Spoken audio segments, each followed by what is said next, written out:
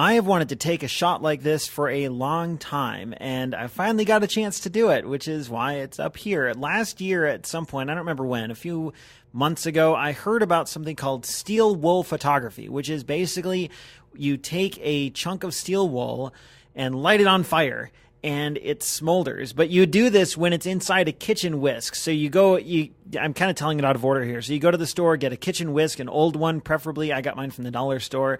Attach it to a chain, stuff a chunk of steel wool inside, some fine grained steel wool, light it with a cigarette lighter, and it doesn't light up in flames, like start like a campfire or anything, but it just starts smoldering. And if you wave it around, like what you can see in this picture, that's actually my brother Tom, who I've talked about on the podcast many times. He's waving this chain around above his head, and the smoldering steel wool gets hot, and sparks start flying off in all directions. And it's really cool to watch. And it doesn't actually look like this in person. It looks a little less crazy, but this is a 30-second exposure, and so you're seeing all these sparks flying off here. If you do a Google search, an image search for steel wool photography, you'll see what I mean. And to do it, you need a wide open space with nothing that will catch on fire. A beach is a really nice place to do this. And there's a lot of cool things that we could have done here that we didn't. It would have been fun to do it with my brother actually standing in the water so you could get more sparks jumping around in the water and stuff. But as long as you have any sort of wide open space with nothing to catch on fire, you'll be in good shape. I asked my brothers Phil and Tom if they would want to help me out with this at our annual family vacation a few weeks ago. So the three of us went to the beach at night. I set up my tripod super low to the ground, like a foot off the ground, and Tom stood on one side of the beach and Phil was off to the other side helping with getting positions right and marking lines in the sand and getting some behind the scenes shots. And the three of us had no idea what we were doing, so we just tried a few things. And based only on a few pictures I had seen online when I had Googled steel wool photography, we just sort of went and tried a bunch of stuff.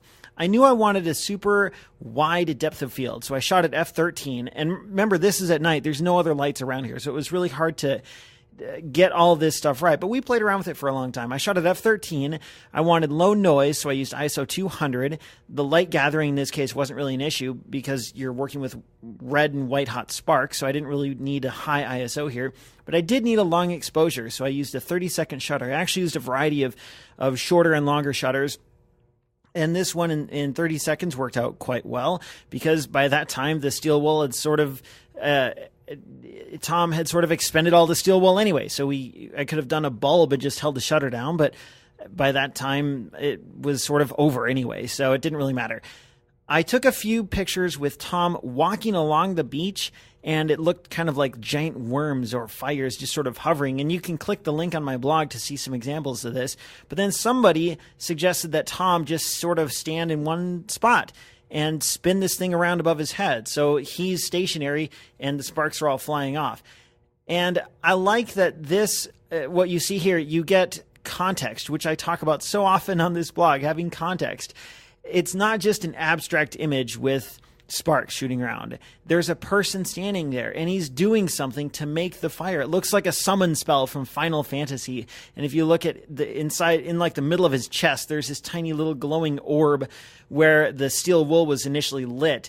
And it adds this cool sort of fantastical element to the photo. And that's what I like most about this photo, which is why I've got it here, is not just that it's sparks flying all over the place, but there's context. You can kind of get what's going on. The horizon's a little crooked because the beach was slanted, and Tom is standing there with one foot out, and he's got this cool sort of stance that matches the awesome nature of the photo itself. And so all these little things work together. And there's other things in here as well, like the sparks dancing off the lake in the background. And actually, if you zoom in, like way in, if you click on the picture itself, go to Flickr, download the highest resolution possible, zoom way in on his right arm, you'll see what looks like a ghostly face in his arm. It's kind of weird, but check it out and see what you think.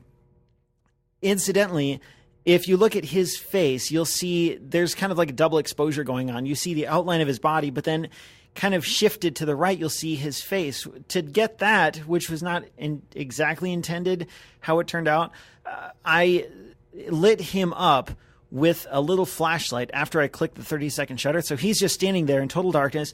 I shined a flashlight on him to light up his body and then ran away. Then he lit the steel wall on fire and spun it around to get the shot you see here. And it resulted in sort of this double image where you can half see him and half see his outline. And initially I didn't like it, but now I do like it because it adds this sort of ethereal, ghostly image to the whole thing, which I think is just kind of cool.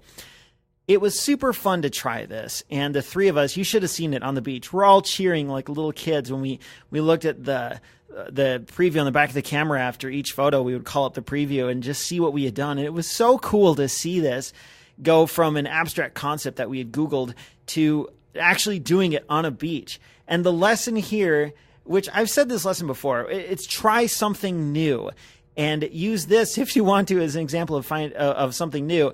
Find a picture online that makes you go, hey, that's really cool, and try and do that photo. Look at the photo, look at the EXIF data, contact the creator of the photo if you want to, and ask them how they did it. Search for similar images. Whatever you can do to try something new based on a photo that you see that's really cool. So find a cool picture that you like, find out how it was made, and then go and make your own. And who knows, maybe you'll end up with your own steel wool photography shot like this too.